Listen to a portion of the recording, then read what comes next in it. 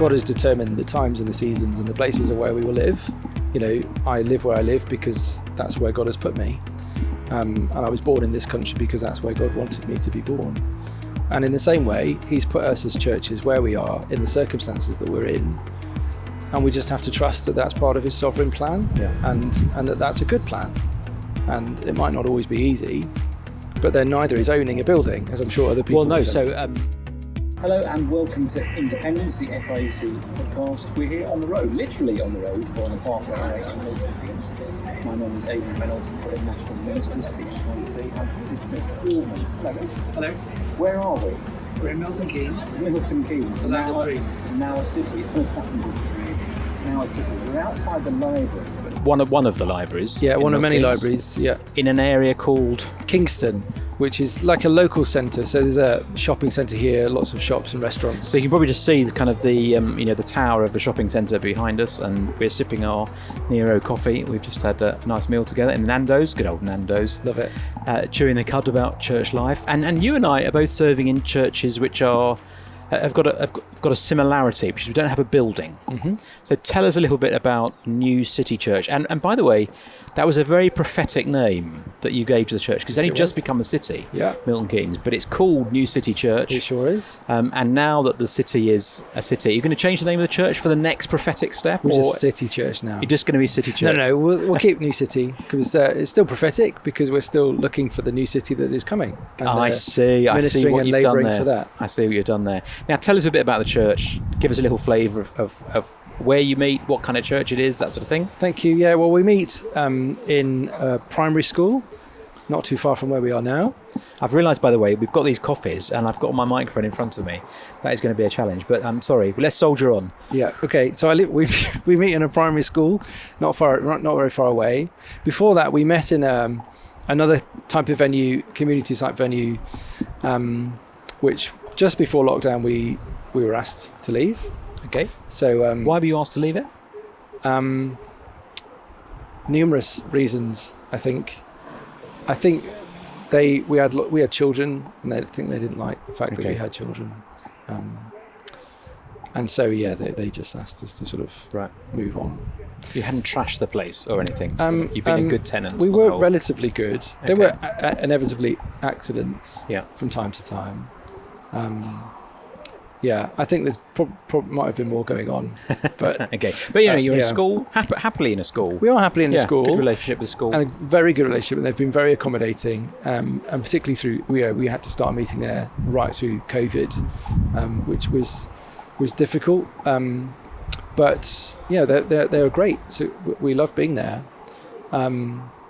It's not quite big enough for our needs. Okay. So we're already at the stage of thinking, well, if we really want to grow, we need to add a little bit more space.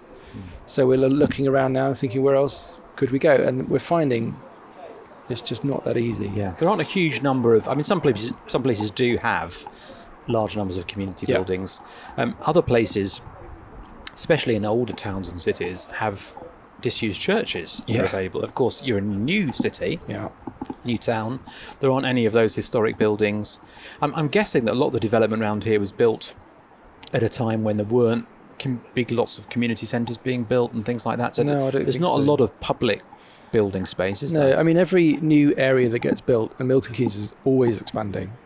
What sort of size is Milton Keynes? So the population is probably closer to about 280,000. Really? I think so. Okay. And it's expected to go beyond 300,000 certainly within the next decade, if not sooner.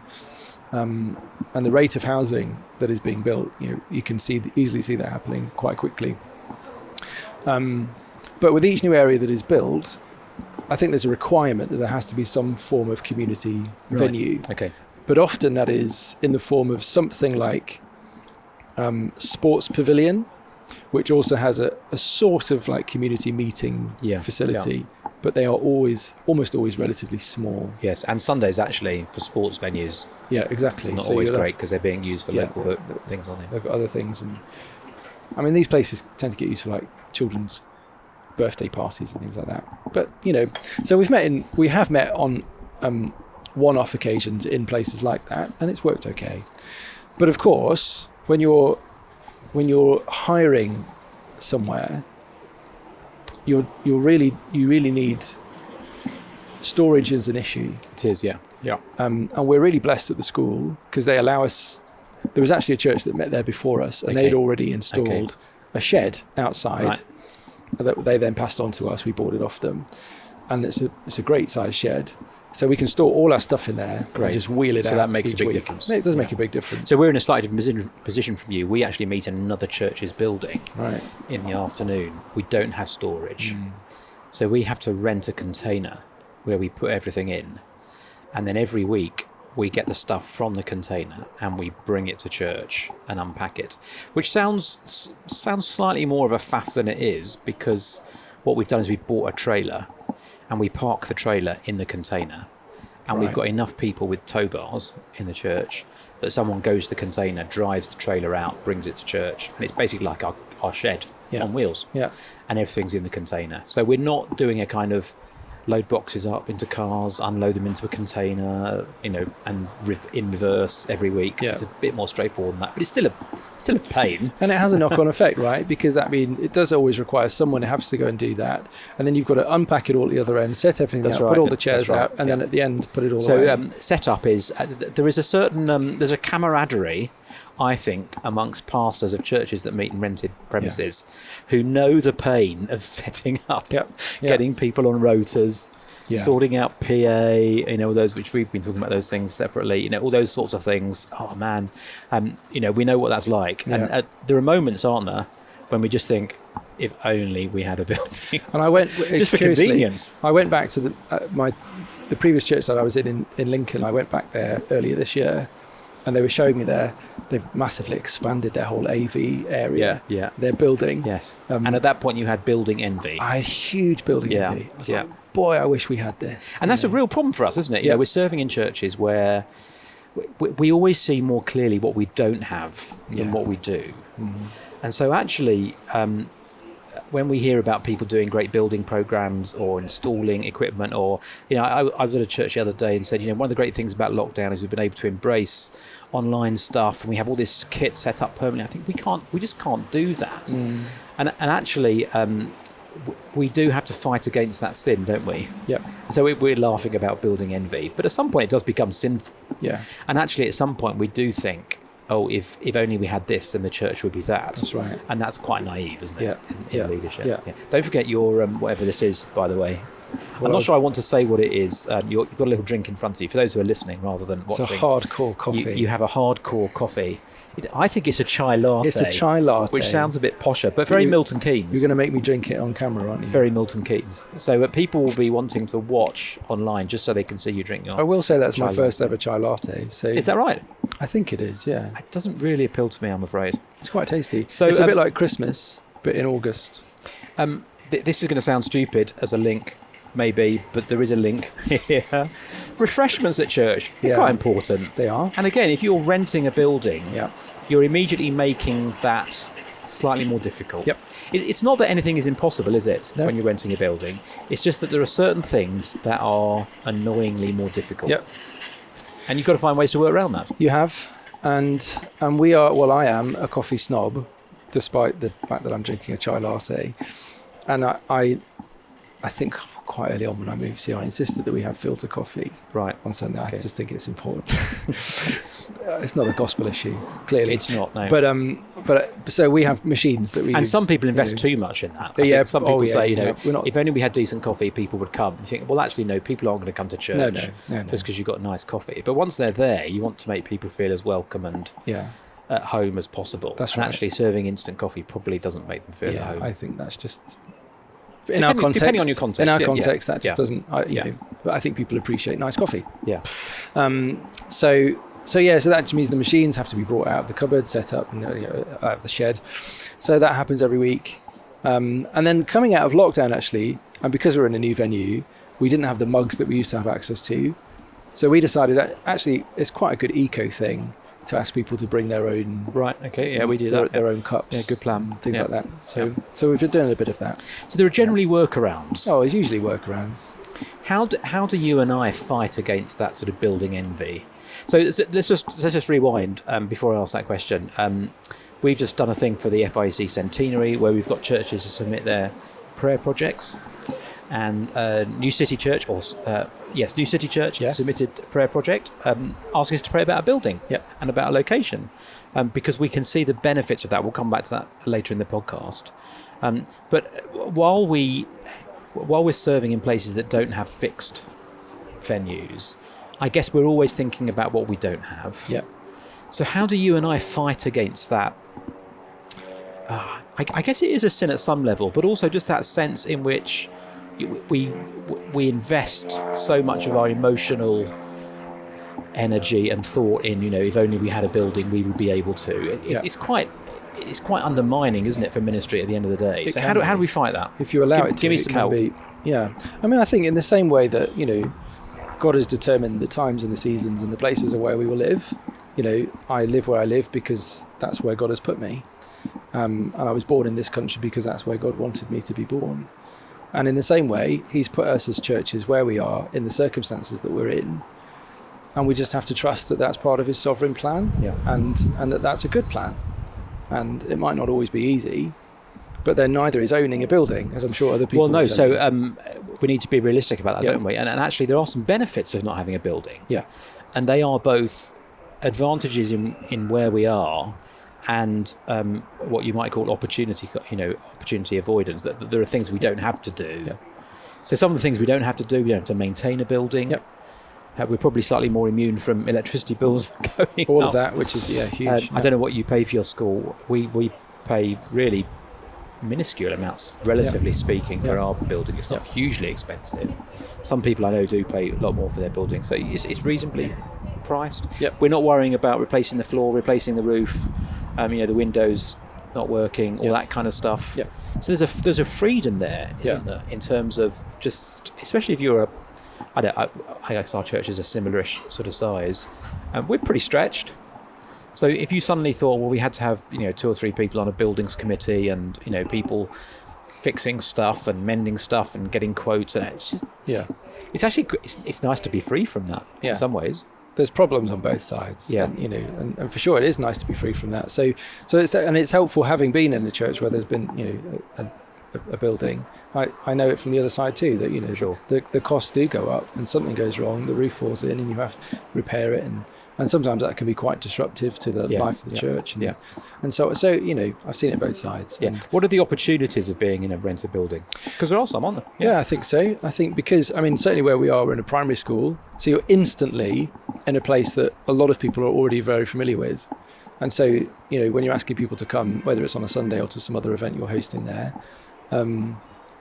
people coming from the community, they're not necessarily having to step into a new world that they're not familiar with. They're coming to a building and a place that they already know. So that's a bit of an advantage. Do you think there's a novelty about it in people's minds as well? Yeah, maybe. I remember sitting in on one of the government task forces for COVID, talking to the one of the civil servants or the Minister for Faith or whatever it was, and it was just when we were beginning to unlock buildings. And I asked a question in that forum. I said, what about churches that rent buildings? Meaning yours or mine. Yeah. How's this going to affect them, if they rent a school or whatever? And the minister who was there said, well, churches won't be allowed to rent their buildings out. And I said, no, you misunderstood me. Yeah. I'm talking about churches that meet in buildings. Yeah. And he said, well, do churches do that? I think actually, I'm probably maybe a third of FIEC churches rent buildings out. Yeah. So you just realise actually the world in which most people live, they don't know there are thriving young churches with young families and people of all ages that actually are meeting in these places. There's kind of a come and see and probably opportunity there. Like most pastors, you get asked the question, don't you, when you meet people out and about? They say, what do you do? And you explain, and they say, oh, where is your church? So that's the first question they want. So they're thinking instantly building. So when you explain we don't have a building, we meet in a primary school, there's a novelty factor in that. It's an interest. Then the next question is, how many people come? And they're always surprised. We're expecting 2 or 3.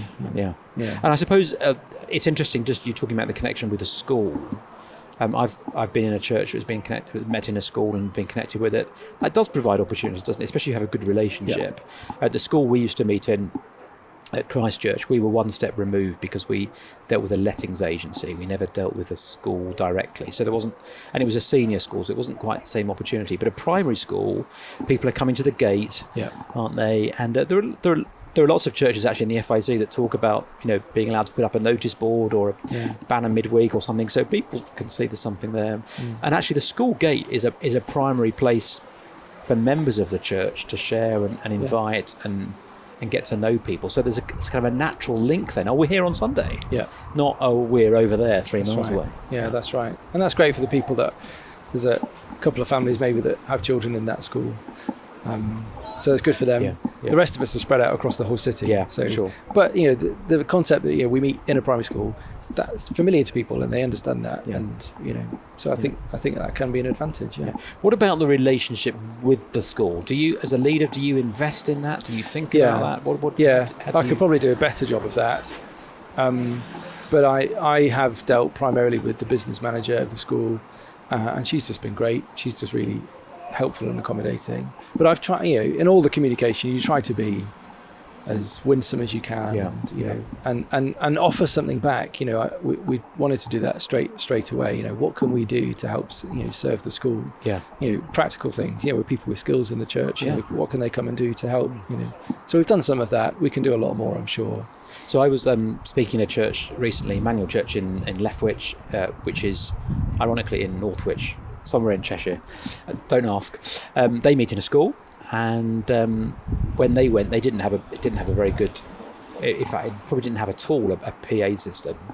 They said, well, let's pay to put in a decent PA system that you can use, that we can use. Made their setup easier, and immediately put a very strong link with the church, because they were basically blessing the church with something they could use, and would be a benefit to them. And sometimes it's thinking like that, isn't it, out of the box. Right. So rather than just thinking this is going to be our home temporarily or just for a little while, thinking actually how can we invest in this in a way that does bless the school, that kind of is going to build long-term benefits. No? Absolutely, so thinking in those terms is going to really help. The other key person is the site manager. It used to be called the caretaker. Yes, they've been elevated. Okay, so the site manager. Unfortunately, my first interaction with our site manager was on a Sunday when we accidentally set the alarm off. Okay. And we had to call out the people, the security firm, to come in, and he was a bit cross with me. Okay. So you didn't get off to a good start. No. Have things got better? I've not really interacted with him since. I so keep meaning to buy a box of biscuits or something. Yeah. But so things like that, and that's we're just laughing about it, but that kind of thing. Yeah. Where you're working hard at relationships actually can really bear fruit. That's right. One of the other things that came through in the Pray for 100 prayer points that people were giving us were a number of churches that met in schools, where the schools had then subsequently asked them, sort of voluntarily really, will you come in and do assembly, or will you come in and do RE lessons, or in one extraordinary instance, will you second your assistant pastor to us one day a week to help with pastoral care? So it's kind of, there are some amazing opportunities. Now, we've got to be realistic. There are some people who are very antagonistic to the gospel. And can make church life very difficult if you've got that kind of relationship. But there are opportunities too. Yeah, there are, and we want to be looking out for those as well. Yeah, for sure. Yeah. Now, I suppose the other thing that being in a rented building gives you is some element of flexibility. Yeah. Now, it's limited, as we've talked about, because there are limited numbers of places you can go. Yep. But actually, there are quite a few primary schools in Milton Keynes. Plenty. And other schools. Yeah. And they'll have different facilities, be different sizes, I guess. So there is a flexibility about where you meet. Yeah, there is. To a certain extent. Yeah, you're not, if you were tied to a 100-seater building, and your only opportunity would be to go and rent somewhere else once you got beyond that size, or to knock down and rebuild. Kind of both quite catastrophic things if you have a building as well. Yeah. So if we felt the Lord calling us in a different direction, or to reach a different part of the city, we've got that. We can fairly easily move without too much difficulty. Yeah. I suppose the flip side is, yes, we have flexibility, but so does the school. And so, actually there's always that sense, and I think because we've had it happen to us once, we've been asked to leave, you've always got that sense of, well, we could be turfed out any minute. So you're slightly living on the edge. Yeah. So the story of our church, interestingly, is we were turfed out of the school building. Not because of any objection to theology, although there are churches that have stories like that. But in fact, over COVID, the numbers changed in terms of how many people could fit in a room. And actually, at the time we were growing, so we added members over COVID. We couldn't actually, even when the limits were removed, we couldn't actually fit back in the building we were in.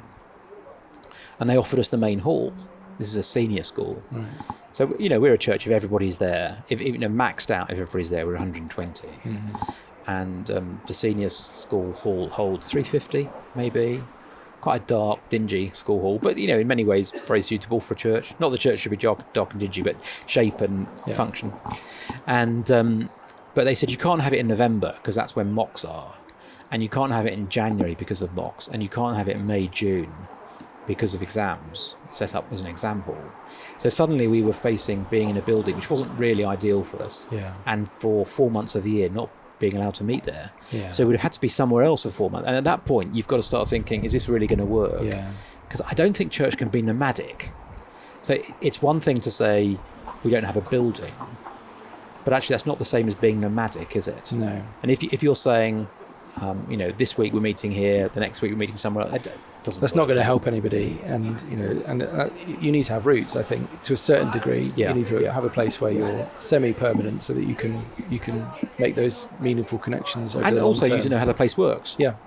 Right. So, you need to know, what sort of equipment you need, and how the coffee's going to work, and how the seats going to, all those sorts of things. Yeah. Where the kids are going to go. Those sorts of things are important, aren't they? Yeah. Do you think that working in churches, serving churches where we're meeting in rented buildings, the kinds of roles we need to create, the serving roles we need to create in church are slightly different?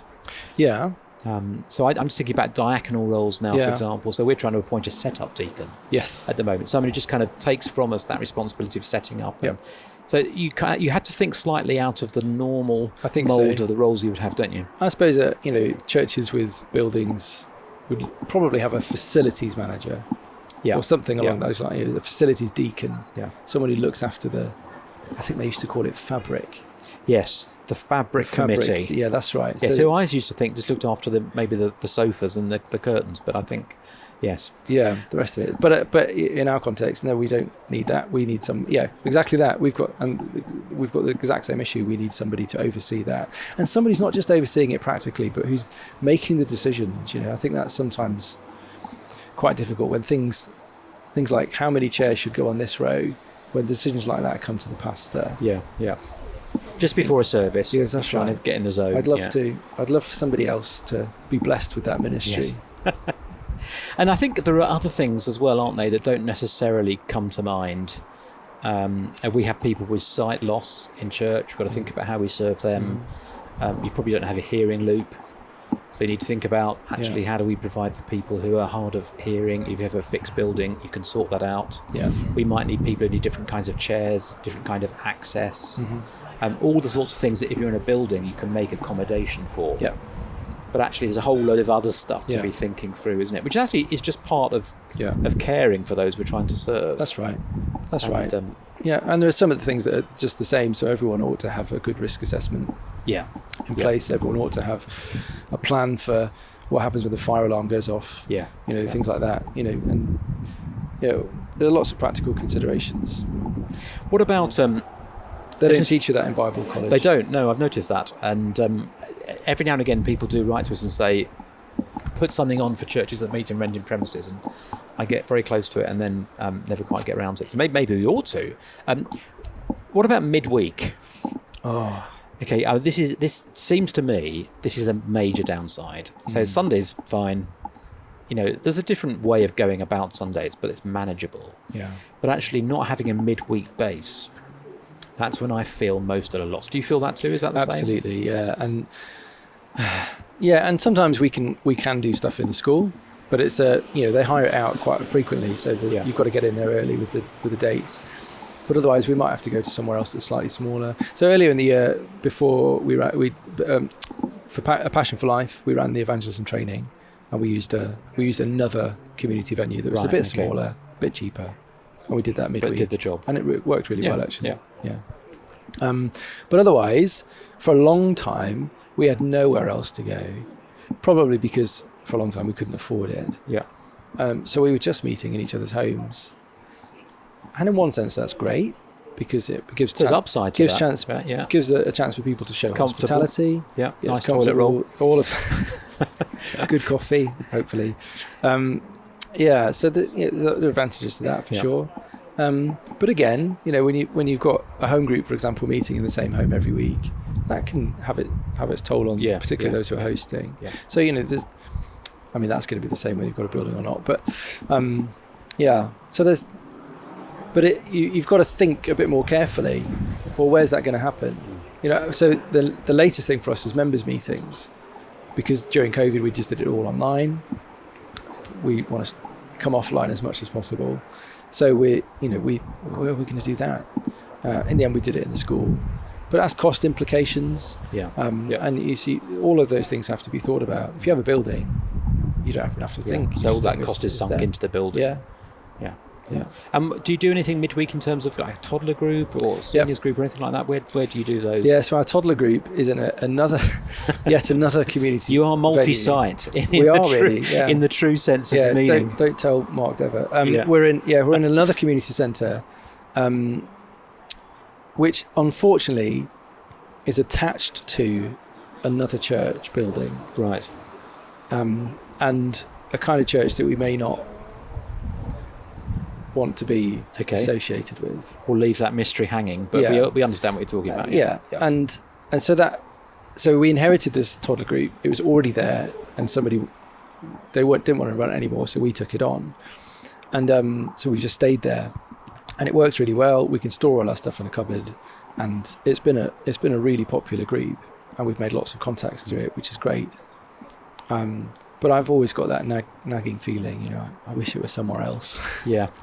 Because people say, inevitably, they say, so it's a church that organises it. Is it this church here? Yeah. No, it's not that one. And so you've got to go through the whole rigmarole of explaining. Yeah. And you can, again, you have to think about how you get around those things. There are always workarounds. Yeah. You have signs, you have pull-ups, whatever. You find ways to do that, don't you? Now, in your submission to the Pray for 100, you asked us to pray for a building. Yes. So tell us about what we could pray for New City Church, and why you think a building would. We're trying to just be pragmatic and cautious here, and saying actually there are some advantages to not having a building, and also disadvantages. So this it swings and roundabouts, isn't it? The things that you'd lose by having a building, as well as things that you gain. Yeah. So why did you submit a prayer request?